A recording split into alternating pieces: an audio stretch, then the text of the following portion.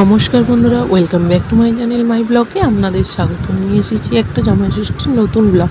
অনেক দিন হলো দেওয়াই হচ্ছে না। তো আমি এখানে এসেছিলাম, মানে আমার বাপের বাড়ি এলাম 9টার সময় নাগাদ। তো জামাই আসেনি কেননা ওর কাজ ছিল, ওই জন্য ও আসতে পারিনি। ও আসবে একটু দুপুরের দিক করে। তো এই দেখো আমি চলে এসেছি। তো এবারের নিমন্ত্রণটা ছিল আমার মেজমার তরফ থেকে। তো আমার মেজমা নিমন্ত্রণ করেছিল, আমার মাও করেছিল, কিন্তু নিমন্ত্রণ মেজমা করেছিল, এই যে সবাইকে নিমন্ত্রণ করেছিল আমাদের 4 বোনকে। কিন্তু 2 বোন আসবে না, আর এই যে আমরা 2 বোন এসেছি। আর এই যে এখানে বৌদিরা সব খাবার দাবারের প্রস্তুতি নিতে শুরু করে দিয়েছে। তো আমার তো কিছুই কেনা ছিল না, কেননা তোমাদের দাদা রাত্রেবেলা এসেছিল, তাই আমি সকালে এগুলো সব বাজার করতে গিয়েছিলাম দাদার সাথে।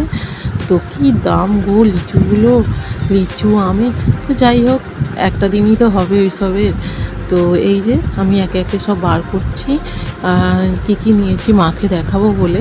তো এই যে দই, মিষ্টি, আম, লিচু, কলা, শসা, পেয়ারা, সব এগুলো সব নেওয়া হয়েছে। এবারে তোমরা দেখতে থাকো, তোমাদের এই ব্লগটা আশা করছি খুব ভালো লাগে।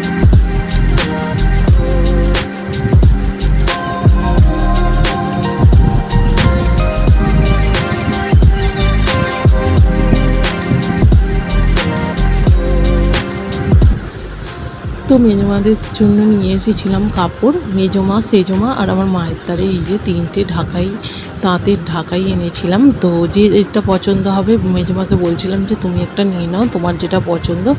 আর ওরা বলছিল কি তুই যা দিবি তাই। আমি বলছি দেখো তোমাদের যেটা পছন্দ সেটা নিয়ে নাও, এখানে এটাই কথা হচ্ছিল। তো লাস্টে মেজমা ওই রানি পিঙ্কটা নিয়েছে, তারপরে মাকে ওই তুতে কালারটা দেওয়া হয়েছে, আর সেজমা নিয়েছে এই হালকা গোলাপি শাড়িটা। তো 3জনকেই 3টে শাড়ি আমি দিয়েছিলাম জামাই ষষ্ঠী উপলক্ষে। আর মেজমাও করেছিল, সেটাও তোমাদের লাস্টে দেখাবো। কি কি আমি গিফট পেয়েছিলাম সেটাও তোমাদের লাস্টে গিয়ে দেখাচ্ছি।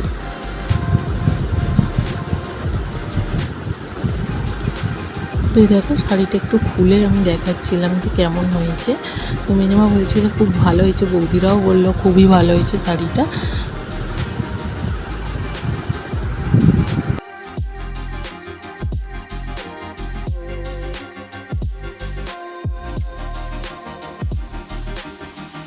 আর এই যে গিফট দেওয়া হয়ে গেল, এবার মা বলছে যে একটু পুজো করেছি, একটু ঠাকুরের ফটো নিতে। এই যে ফটো নিয়েছি। মা খুব সুন্দর করে ঠাকুরকে অন্ন সেবা মানে দিয়েছে খাবার খেতে। আমি যে মিষ্টি এনেছিলাম প্রথম, মা বলে একটু মিষ্টি দিয়ে দাও ঠাকুরকে। তো প্রথমে এই যে ঠাকুরকে দিয়ে দিলাম।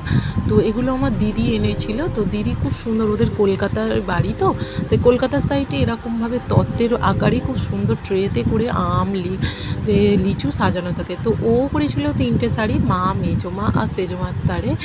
আর ও যেহেতু আমার মায়েদের হচ্ছে ভাগ্নি, মানে আমার পিসির মেয়ে।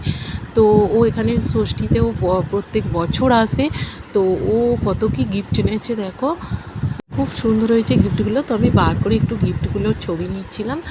আর এখানে ছিল ফলাহার প্রস্তুতি, আর ওদের আসতে খুবই বেলা হয়ে গিয়েছিলো।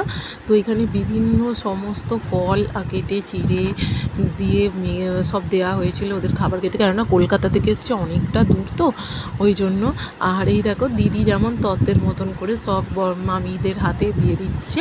তো মামিদের থেকে আশীর্বাদ নেবে। এই যে মামিকে কাপড়, মিষ্টি, দই আর এই যে ফল দিল। আর এটা ছিল আমার বৌদির জন্য একটা এনেছিল, আর ও বাড়ির বৌদিদের জন্য সবার তারে ছিল।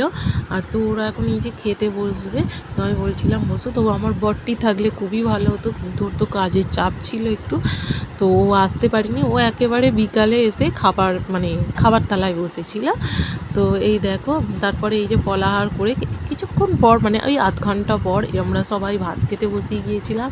তো এখানে অনেক কিছু করেছিল। ভাত মানে যেমন বাঙালিয়ানাই ছিল, ভাত, ডাল, পটল ভাজা, আলু ভাজা, শাক ভাজা, তরকারি, মাছের ঝাল। এই দেখো আমার বরটিও খেতে বসেছে, এসে গেছে। বলেছিলাম না মেজমারা যে গিফট দিয়েছে, তো এই দেখো এই গিফটগুলো দিয়েছে। তো ভিডিওটা কেমন লাগলো অবশ্যই জানিও, লাইক, কমেন্ট, শেয়ার করে দিও।